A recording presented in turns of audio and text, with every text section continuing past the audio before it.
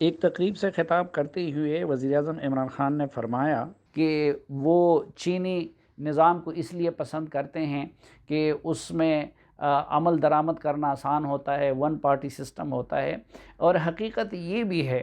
کہ اس وقت ان کے دل میں یہ آرزو ہے کہ ان کو یا تو چینی صدر کی طرح کے اختیارات مل جائیں یا پھر ان کو سعودی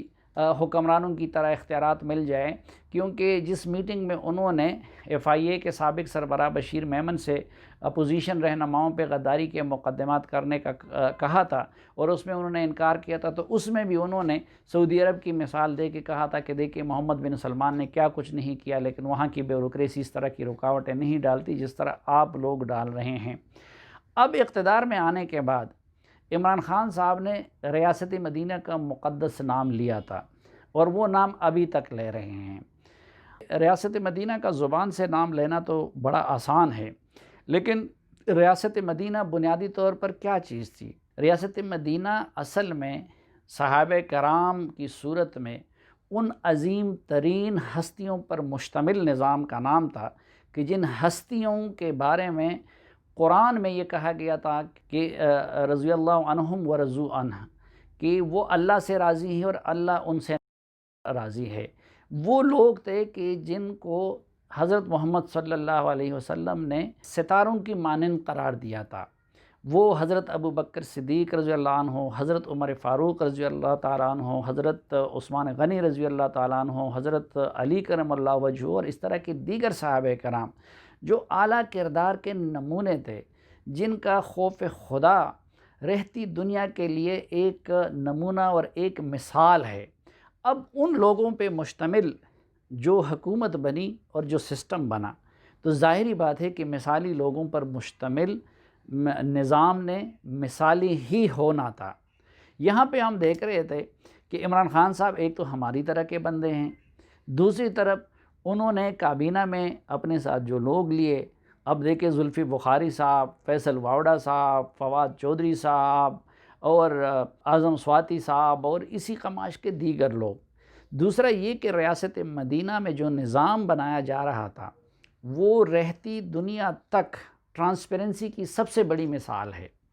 لیکن یہاں پہ ہم نے دیکھا تھا کہ یہ جو حکومت قائم کی گئی تھی وہ تو پولیٹیکل مینجمنٹ کے ذریعے نیب کو استعمال کر کے اور پھر عدالتوں کو استعمال کر کے اور پھر R T A system fail کروا کے اور پھر پولنگ کے دوران پولنگ ایجنٹوں کو باہر نکال کے قائم کی گئی تھی۔ تو جعلسازی کے نتیجے میں قائم ہونے والی حکومت کو ریاست مدینہ سے تشبیہ دینا میرے خیال میں بہت بڑی زیادتی تھی۔ اور پھر سب سے بڑی جو کوالٹی تھی وہاں پہ ریاست مدینہ میں وہ یہ کہ وہاں پہ اکاؤنٹیبلٹی حکمران سے شروع ہوتی اور نیچے لوگوں تک جاتی ہے، اور احتساب کا ایک ایسا نظام بنایا کہ جو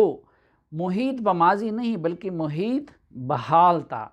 اور وہ حکمران سے شروع ہوتا تھا۔ اس لیے حضرت عمر فاروق رضی اللہ تعالیٰ عنہ دوسروں کا احتساب کرنے سے پہلے خود اپنے آپ کو ہر جمعے کو احتساب کے لیے تمام امیر المومنین پیش کرتے تھے، اور وہاں پہ ایک عام شہری کو یہ حق حاصل تھا کہ وہ ان سے پوچھے کہ میرے ایک چادر کے مقابلے میں امیر المومنین نے 2 چادر کیوں پہنے ہوئے ہیں۔ لیکن ہم دیکھ رہے تھے کہ جو موجودہ نظام ہے وہ اس بنیاد پہ کھڑا ہے کہ اس میں عمران خان صاحب، ان کے ساتھی، کچھ ادارے اور طاقتور لوگ احتساب سے مبرہ ہیں، تو یہ اس کے ساتھ ایک مذاق تھا۔ لیکن بدقسمتی سے مذہب کے اس کارڈ کو عمران خان صاحب نے بری طرح استعمال کیا اور آج تک استعمال کر رہے ہیں۔ اب ظاہری بات ہے کہ نہ ویژن وہ ہے، نہ اس طریقے سے حکومت بنی ہے، نہ رجال کار وہ ہیں کہ جو ریاست مدینہ کو سمجھتے ہو یا ان پہ عمل کر سکتے ہوں۔ چنانچہ ایک وقت کے ساتھ ساتھ حواس باختگی والا معاملہ شروع ہو گیا، تو اس کے نتیجے میں پھر کسی زمانے میں وہ ملائیشیا اور مہاتیر محمد کی بات کرتے تھے، حالانکہ پاکستان اور ملائیشیا کے حالات میں زمین و آسمان کا فرق ہے۔ ملائیشیا کوئی سیکیورٹی سٹیٹ نہیں ہے، ملائیشیا کی معیشت اسی طرح نہیں ہے جس طرح کی ہماری ہے۔ پھر وہ طیب اردگان صاحب اور ترکی کی مثالیں دیا کرتے تھے اور بار بار اس کا ذکر کرتے تھے، تو ترکی اور ہمارے حالات میں بھی زمین و آسمان کا فرق ہے۔ پھر کسی زمانے میں انہوں نے ایران کی باتیں شروع کر دی، حالانکہ یہ نہیں دیکھا کہ ایران میں ایک تو ایک نسل کے لوگ بستے ہیں، اور ایران کے موجودہ نظام کا ایک خاص تاریخی پس منظر ہے، لیکن پاکستان اور وہاں کے حالات میں بھی زمین و آسمان کا فرق ہے۔ پاکستان کا ماڈل دنیا کا اپنا ہی ایک انوکھا ماڈل ہے۔ پھر اب وہ چین کی بات کرنے لگے ہیں ہمارے وزیر اعظم صاحب، حالانکہ چین جتنا بڑا پاکستان کا قابل اعتماد دوست ہے، اور خارجی محاذ پہ اور اسٹریٹجک محاذ پہ چین اور پاکستان ایک تھے اور ان کو ایک رہنا چاہیے،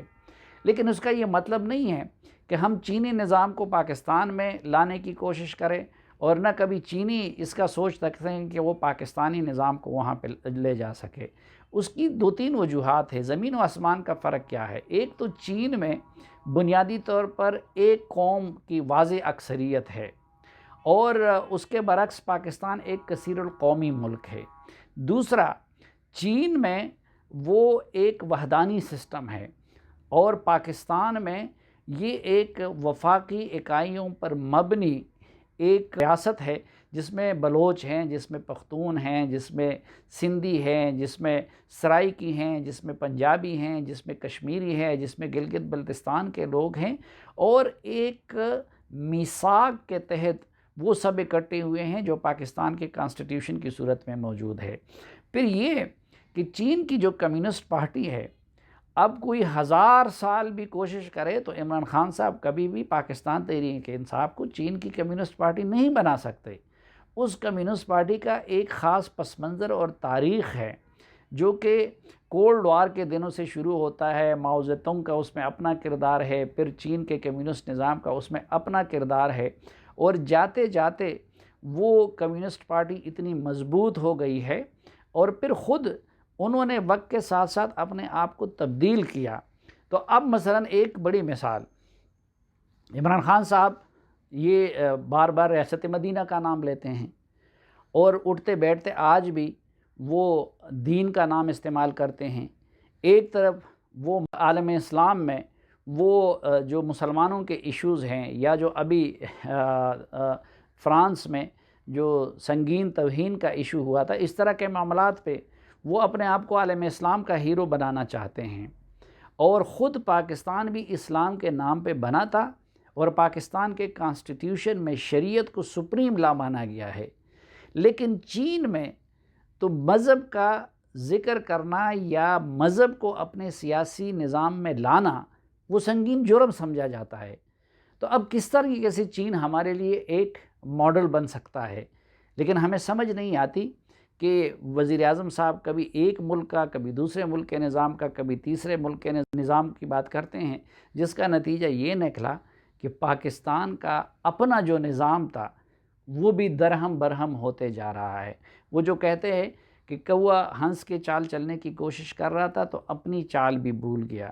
تو اس وقت پاکستان کو بدقسمتی سے اس صورتحال کا سامنا ہے۔ پاکستانی قوم کی ساخت، جس طرح اقبال نے کہا تھا نا کہ خاص ہے ترکیب میں قوم رسول ہاشمی،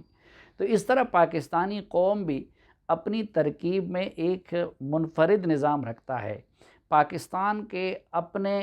سماجی حالات ہیں، پاکستان کے اپنے معاشرتی حالات ہیں، پاکستان کے اپنے یونیک مسائل ہیں، پاکستانی لوگوں کی اپنی منفرد خوبیاں اور خامیاں ہیں، اور سب سے بڑھ کر یہ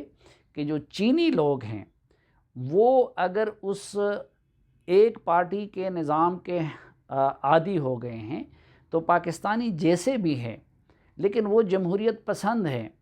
وہ آزادی کے عادی ہو گئے ہیں، اور وہ آئین کے تحت حاصل حقوق ہر ایک قوم یہاں پہ مانگتی ہے۔ تو آپ اگر پاکستان کو چین بنانے کی کوشش کریں گے، یا ایون اگر آپ پاکستان کو ترکی اور سعودی عرب بنانے کی کوشش بھی کریں گے، تو وہ تو نہ بنا سکیں گے، لیکن خدا نخواستہ اپنا یہ جو پاکستان ہے اس کو دہشتستان بنا لیں گے۔ اس لیے خدا کا واسطہ پاکستان کو پاکستان رہنے دے۔